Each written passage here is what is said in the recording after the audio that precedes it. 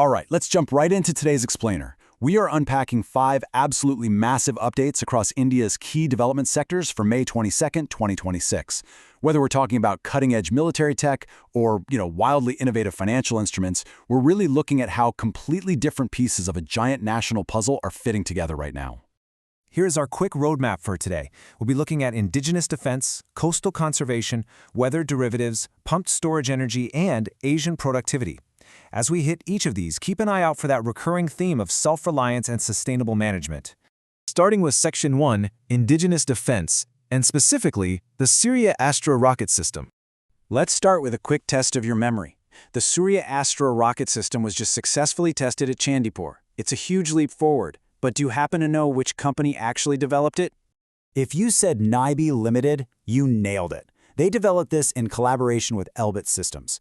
And look, what makes this a total game changer is that they are bringing India its very first indigenous universal multi-caliber rocket launcher system. Basically, that means it can fire completely different sizes of rockets depending on what the mission needs. This isn't just a minor upgrade. It's a massive, foundational jump in capability. What's genuinely mind-blowing here is the system's versatility out on the battlefield. It's mounted on a mobile 6x6 Thatcher truck, and in modern combat, mobility literally equals survivability. By using these interchangeable modular pods, the Suryastra can fire entirely different types of munitions and actually engage multiple targets at varying ranges all at the exact same time. It's essentially a highly mobile, heavy-duty multi-tool designed specifically for precision strikes on enemy command centers, radars, and logistics hubs. Moving on to Section 2, Coastal Conservation, focusing on protecting India's wetlands. The National Center for Sustainable Coastal Management, or NCSCM, just wrapped up a massive project. We're talking extensive documentation and ground truthing, which is basically verifying satellite imagery with actual boots on the ground for most of the wetlands in Maharashtra. So, which government ministry would you say established this institution? Yep, it's the Ministry of Environment, Forest, and Climate Change. They set up this incredibly vital autonomous institution a while back, in 2011, and it's headquartered over in Chennai. Now, the big takeaway here is that this massive wetland documentation effort isn't just about collecting a bunch of scientific data to sit on a shelf somewhere. At its core, the NCSCM's mission is promoting integrated management for the actual welfare of coastal communities. So ground truthing these wetlands directly supports both the long-term ecological health of Maharashtra's coast and the daily livelihoods of the people living right there who rely on those ecosystems. Okay, Section 3, Weather Derivatives. Let's talk about the Rain Mumbai contract. This is where finance meets meteorology, which is just fascinating. Rain Mumbai is a truly innovative, SEBI-approved product. It uses real meteorological data from the IMD stations in Santa Cruz and Colaba. But who is the institution that actually launched this financial contract? That would be the National Commodity and Derivatives Exchange, or NCDEX, teaming up with IIT Bombay. The whole goal here is to give businesses a way to hedge their financial losses against the extreme, unpredictable variability of the monsoon season.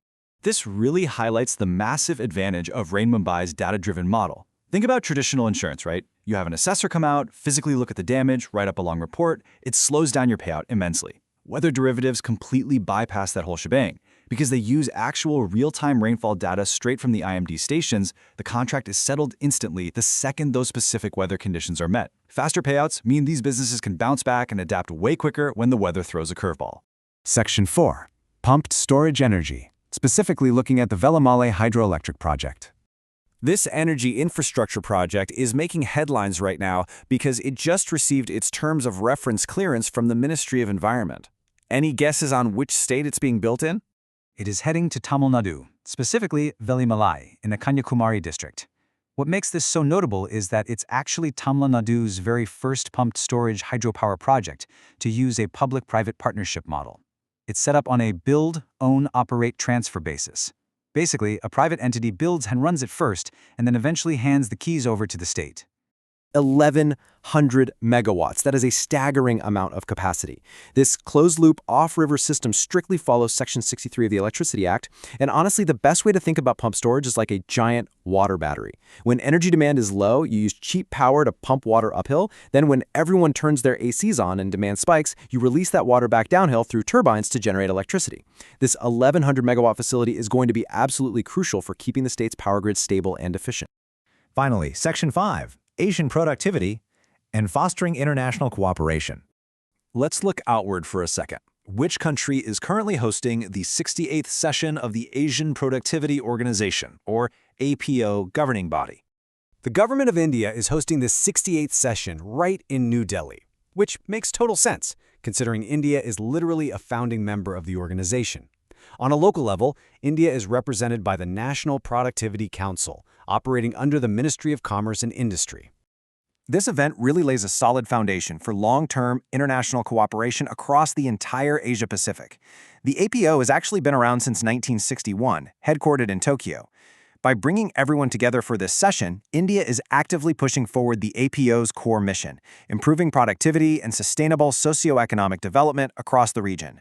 It's a great example of India's commitment not just to its own growth, but to lifting up the whole neighborhood. We have covered a lot of ground today. But before we wrap up this explainer, I want to leave you with a thought to ponder. From precision defense systems and coastal ground truthing to instant weather derivatives, giant water batteries, and regional global partnerships, which of these 5 sectors do you personally believe will most rapidly accelerate India's future? Take a moment to think about how all these different puzzle pieces connect. Thanks for joining me today, and keep exploring these incredible developments.